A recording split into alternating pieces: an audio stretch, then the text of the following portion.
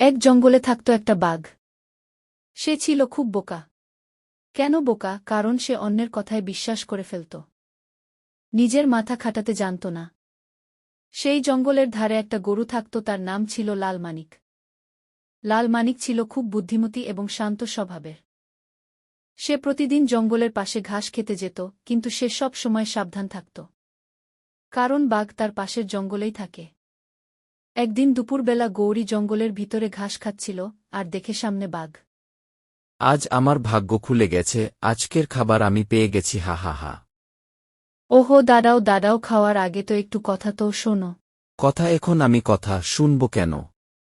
কারণ আমি রাজবাড়ির গরু, মহারাজ আমাকে একটু জঙ্গলে ঘুরতে পাঠিয়েছেন। আমাকে খেলে মহারাজ তোমাকে ধরে কারাগারে পুরে দেবে। মহারাজ এখন কোথায় আছে? ওই পাহাড়ের ওই পাশে মহারাজ ঘুমাচ্ছে। আমি এখন এখানেই থাকব, তুমি গিয়ে বলো আমি গুরুকে খাব। যদি মহারাজ রাগ না করেন তাহলে এসে খেয়ে নিও। বুদ্ধি তো খারাপ না, গিয়ে মহারাজকে বলেই আসি।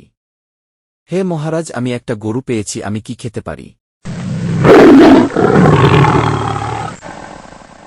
কি বলছিস? বাঘ গরু খাবি? তোর সাহস তো কম নয়, আমি নিজেই এখন ক্ষুধার্ত।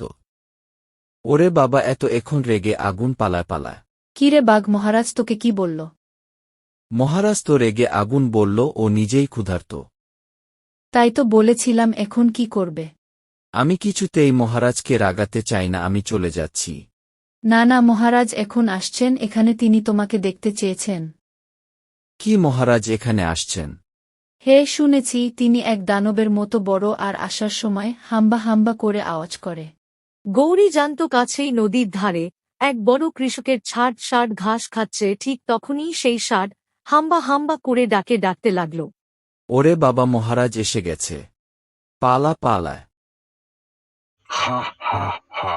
এমন বোকা বাঘ আমি জীবনেও দেখিনি। অবশেষে চালাক গরু জিতল, আর বোকা বাঘ পালালো।